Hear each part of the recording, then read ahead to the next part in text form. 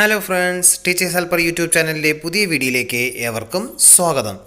ഇന്ന് നമ്മൾ ചർച്ച ചെയ്യാൻ പോകുന്നത് കഴിഞ്ഞ ദിവസം ചർച്ച ചെയ്ത കായികം എന്ന വീഡിയോയുടെ രണ്ടാമത്തെ പാർട്ടാണ്. സ്പോർട്സുമായി ബന്ധപ്പെട്ട ഇതുവരെ ആവർത്തിച്ച് ചോദിച്ച ചില ചോദ്യങ്ങളാണ് ഇന്നത്തെ വീഡിയോയിലും ഉൾപ്പെടുത്തിയിരിക്കുന്നത്. കായികത്തിൻ്റെ രണ്ടാമത്തെ പാർട്ട്. വീഡിയോ കണ്ട ശേഷം വീഡിയോയുമായി ബന്ധപ്പെട്ട നിങ്ങളുടെ വിലപ്പെട്ട അഭിപ്രായങ്ങളും നിർദ്ദേശങ്ങളും കൂടി വീഡിയോയുടെ കമൻറ്റ് ബോക്സിൽ രേഖപ്പെടുത്താൻ മറക്കരുത്. അപ്പോൾ നമുക്ക് വീഡിയോയിലേക്ക് കിടക്കാം. വീഡിയോ തുടങ്ങുന്നതിന് മുമ്പായി ടീച്ചേഴ്സ് ഹെൽപ്പർ ചാനൽ ഇതുവരെയും സബ്സ്ക്രൈബ് ചെയ്തിട്ടില്ലെങ്കിൽ ഈ വീഡിയോയുടെ താഴെ കാണുന്ന റെഡ് സബ്സ്ക്രൈബ് ബട്ടൺ ഉടൻ തന്നെ പ്രസ് ചെയ്യുക. കൂടാതെ ഞങ്ങൾ അപ്ലോഡ് ചെയ്യുന്ന എല്ലാ വീഡിയോസും നിങ്ങളുടെ ഫോണിൽ നോട്ടിഫിക്കേഷൻ ആയിട്ട് ലഭിക്കുന്നതിനായി ഒപ്പം കാണുന്ന ബെൽ ബട്ടൺ അമർത്തി നോട്ടിഫിക്കേഷൻ ഓൾ എനേബിൾ ചെയ്യുക. Thank you. ഇനി നമുക്ക് വീഡിയോയിലേക്ക് കിടക്കാം. കായികം, സ്പോർട്സുമായി ബന്ധപ്പെട്ട ഇതുവരെ ആവർത്തിച്ച് ചോദിച്ച ചോദ്യങ്ങൾ, ആ വീഡിയോയുടെ രണ്ടാമത്തെ പാർട്ടാണ്. ഇതിൻ്റെ ഫസ്റ്റ് പാർട്ട് നമ്മൾ ചെയ്തിട്ടുണ്ട്.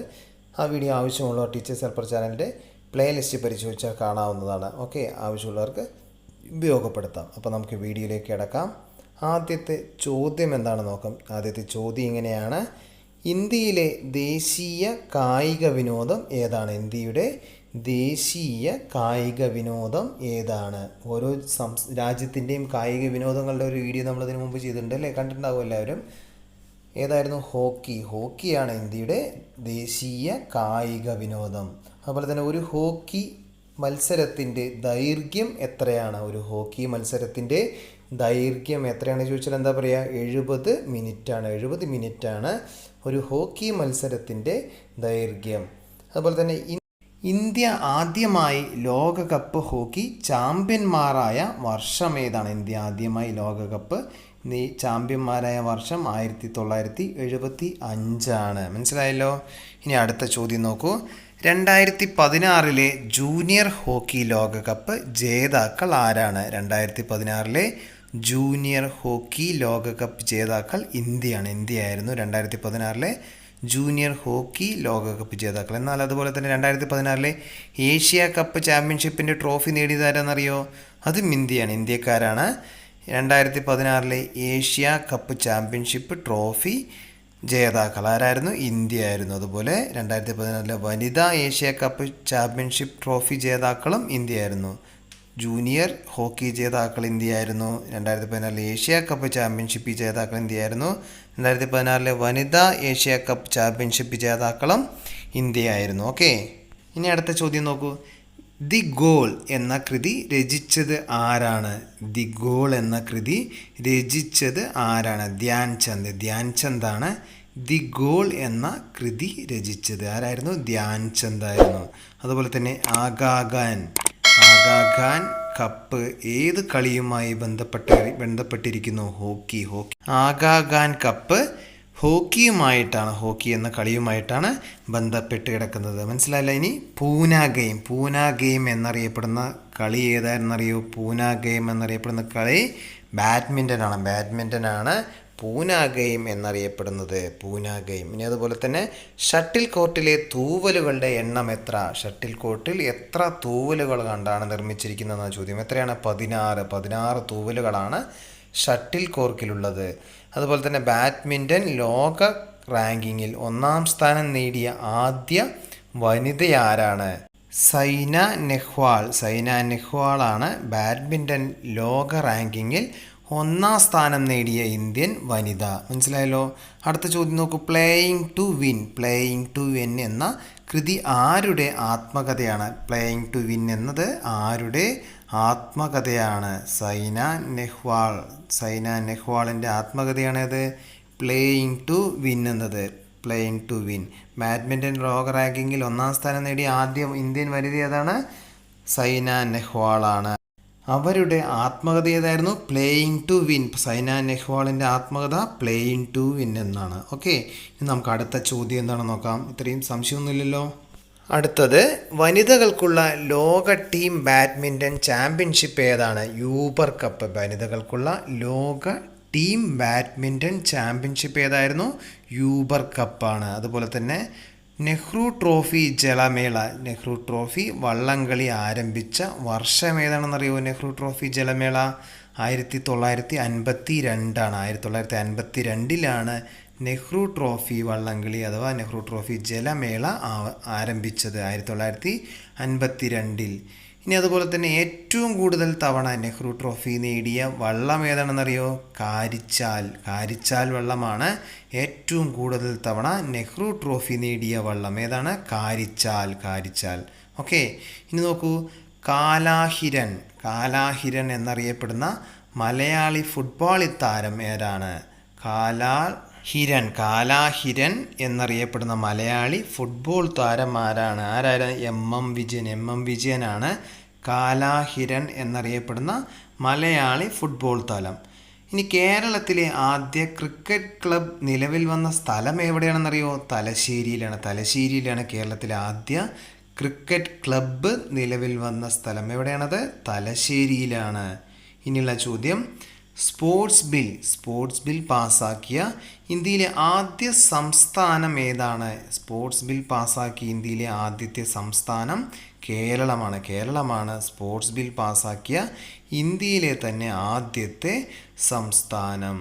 ഇനി അടുത്ത ചോദ്യം, ഏഷ്യാഡിൽ വ്യക്തിഗത ഇനത്തിൽ സ്വർണം നേടിയ ആദ്യ മലയാളി ആരാണ്? ഏഷ്യാഡിൽ വ്യക്തിഗത ഇനത്തിൽ സ്വർണം നേടിയ ആദ്യ മലയാളി ആരാണെന്നറിയോ? ടി.സി.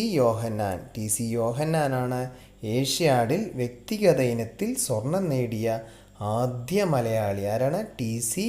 യോഹന്നാൻ. അതുപോലെ തന്നെ ഏഷ്യാഡിൽ സ്വർണം നേടിയ ആദ്യ മലയാളി വനിത ആരാണെന്നറിയോ?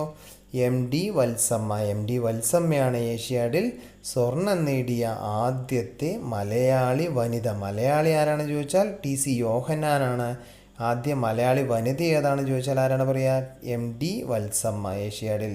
ഓക്കെ, ഇനി കേരളീയ കായിക ദിനം ഏതാണെന്ന് ചോദിച്ചാൽ ഒക്ടോബർ 13 കേരള കായിക ദിനമായിട്ട് നമ്മൾ ആഘോഷിക്കുന്നത്. ഏതാണ്? ഒക്ടോബർ 13. എന്നാൽ ദേശീയ കായിക ദിനം എപ്പോഴാണെന്നറിയോ? ദേശീയ കായിക ദിനം ഓഗസ്റ്റ് 29. ദേശീയ കായിക ദിനം ഓഗസ്റ്റ് 29. കേരള കായിക ദിനം ഒക്ടോബർ 13.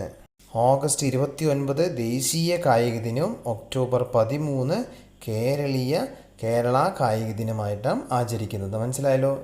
ഇനിയുള്ള ചോദ്യം, പിങ് പോങ് എന്നറിയപ്പെടുന്ന കായിക ഇനം ഏതാണ്? പിങ് പോങ് എന്നറിയപ്പെടുന്ന കായിക ഇനം ടേബിൾ ടെന്നീസാണ്.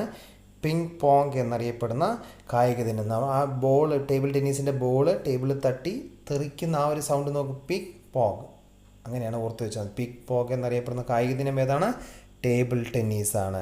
അതുപോലെ തന്നെ പ്രൊഫഷണൽ ബില്യാർഡ്സ് ലോക ചാമ്പ്യൻഷിപ്പിൽ ജേതാവാകുന്ന ആദ്യ ഇന്ത്യക്കാരൻ ആരാണ്? പ്രൊഫഷണൽ ബില്യാർഡ്സ് ലോക ചാമ്പ്യൻഷിപ്പിൽ ജേതാവാകുന്ന ആദ്യ ഇന്ത്യക്കാരൻ ഗീത് സേതിയാണ്. പ്രൊഫഷണൽ ബില്യാർഡ്സ് ലോക ചാമ്പ്യൻഷിപ്പിൽ ജേതാവാകുന്ന ആദ്യ ഇന്ത്യക്കാരൻ ആരാണ്? ഗീത് സേതി. ഇനി അടുത്ത ചോദ്യം, ഇന്ത്യയിലെ ആദ്യ സ്പോർട്സ് മ്യൂസിയം സ്ഥാപിതമായത് എവിടെയാണ്? ഇന്ത്യയിലെ ആദ്യത്തെ സ്പോർട്സ് മ്യൂസിയം സ്ഥാപിതമായത് പട്യാലയിലാണ്. ഇന്ത്യയിലെ ആദ്യ സ്പോർട്സ് മ്യൂസിയം സ്ഥാപിതമായത് എവിടെയാണ്? പട്യാലയിലാണ് ഇന്ത്യയിലെ ആദ്യ സ്പോർട്സ് മ്യൂസിയം സ്ഥാപിതമായത്. അതുപോലെ തന്നെ ഇന്ത്യൻ സ്പോർട്സിലെ ഗോൾഡൻ ഗേൾ എന്നറിയപ്പെടുന്ന വ്യക്തി ആരാണെന്നറിയോ? ഇന്ത്യൻ സ്പോർട്സിലെ ഗോൾഡൻ ഗേൾ എന്നറിയപ്പെടുന്ന വ്യക്തി പി.ടി. ഉഷയാണ്. ഇന്ത്യൻ സ്പോർട്സിലെ ഗോൾഡൻ ഗേൾ എന്നറിയപ്പെടുന്ന വ്യക്തി ആരാണ്? പി.ടി. ഉഷ. അതുപോലെ തന്നെ പ്രഥമ ഇന്ത്യൻ ഫോർമുല 1 ഗ്രാൻഡ് പ്രീ നടന്ന വർഷം. പ്രഥമ ഇന്ത്യൻ ഫോർമുല 1 ഗ്രാൻഡ് പ്രീ നടന്ന വർഷം ഏതാണ്? 2011. അതുപോലെ തന്നെ ഏറ്റവും അധികം തവണ ഫോർമുല 1 ചാമ്പ്യനായ താരം ആരാണെന്നറിയോ? ഏറ്റവും അധികം ഫോർമുല 1 ചാമ്പ്യനായ താരം മൈക്കൽ ഷൂമാർക്കറാണ്. ഏറ്റവും അധികം തവണ ഫോർമുല 1 ചാമ്പ്യനായ താരം ആരാണ്? മൈക്കൽ ഷൂമാർക്കർ. ഏറ്റവും അധികം തവണ ഫോർമുല 1 ചാമ്പ്യനായ താരം. അതുപോലെ കേരളത്തിൽ നടന്ന 35ാമത് ദേശീയ ഗെയിംസിൻ്റെ ആപ്തവാക്യം എന്താണെന്നറിയോ? കേരളത്തിൽ നടന്ന 35ാമത് ദേശീയ ഗെയിംസിൻ്റെ ആപ്തവാക്യം ഗെറ്റ് സെറ്റ് പ്ലേ ആണ് കേരളത്തിൽ നടന്ന 35ാമത് ദേശീയ ഗെയിംസിൻ്റെ ആപ്തവാക്യം. അതുപോലെ തന്നെ ഇന്ത്യൻ തപാൽ വകുപ്പ് സ്പെഷ്യൽ പോസ്റ്റ് കവർ പുറത്തിറക്കി ആദരിച്ച ഇന്ത്യൻ ജിംനാസ്റ്റിക് താരമാരാണ്? ചോദ്യം എന്തായിരുന്നു? ഇന്ത്യൻ തപാൽ വകുപ്പ് സ്പെഷ്യൽ പോസ്റ്റ് കവർ പുറത്തിറക്കി ആദരിച്ച ഇന്ത്യൻ ജിംനാസ്റ്റിക് താരം ദീപ കർമാർക്കർ ആണ് ഇന്ത്യൻ തപാൽ വകുപ്പ് സ്പെഷ്യൽ പോസ്റ്റ് കാർഡ് പുറത്തിറക്കി ആദരിച്ച ഇന്ത്യൻ ജിംനാസ്റ്റിക് താരം. ഓക്കെ, ഇനി അതുപോലെ തന്നെ രാജീവ് ഗാന്ധി ഖേൽ രത്ന പുരസ്കാരം ലഭിച്ച ആദ്യ ഇന്ത്യൻ സ്പോർട്സ് താരമാരാണെന്നറിയോ? രാജീവ് ഗാന്ധി ഖേൽ രത്ന പുരസ്കാരം ലഭിച്ച ആദ്യ ഇന്ത്യൻ സ്പോർട്സ് താരം വിശ്വനാഥൻ ആനന്ദാണ് രാജീവ് ഗാന്ധി ഖേൽ രത്ന പുരസ്കാരം നേടിയ ആദ്യ ഇന്ത്യൻ സ്പോർട്സ് താരം. ആരാണ്? വിശ്വനാഥ് ആനന്ദ്. ഇത്രയുമാണ് കായികം എന്ന ഈ രണ്ടാമത്തെ പാർട്ട് വീഡിയോയിൽ ഉൾപ്പെടുത്തിയിരിക്കുന്നത്. ഈ വീഡിയോ നിങ്ങൾക്ക് ഉപകാരപ്രദമായെന്ന് തോന്നുകയാണെങ്കിൽ ലൈക്ക് ചെയ്യുക, അതോടൊപ്പം തന്നെ നിങ്ങളുടെ സുഹൃത്തുക്കൾക്ക് ഷെയർ ചെയ്യുക. കൂടാതെ ടീച്ചേഴ്സ് ഹെൽപ്പർ ചാനൽ ഇതുവരെയും സബ്സ്ക്രൈബ് ചെയ്തിട്ടില്ല എങ്കിൽ ഉടൻ തന്നെ സബ്സ്ക്രൈബ് ചെയ്ത് അടുത്തുള്ള ബെല്ലൈക്കൺ നിർബന്ധമായും ക്ലിക്ക് ചെയ്യുകയെങ്കിൽ മാത്രമേ ഞങ്ങൾ അപ്ലോഡ് ചെയ്യുന്ന പുതിയ വീഡിയോസുകൾ നിങ്ങളുടെ ഫോണിൽ നോട്ടിഫിക്കേഷനായിട്ട് ലഭിക്കുകയുള്ളൂ. ഇനി കായികവുമായി ബന്ധപ്പെട്ട ലേറ്റസ്റ്റ് ചോദ്യങ്ങളുമായിട്ട് നമുക്ക് അടുത്ത വീഡിയോയിൽ കാണാം. ഏവർക്കും ശുഭദിനം ആശംസിക്കുന്നു. നന്ദി, നമസ്കാരം. Okay, by.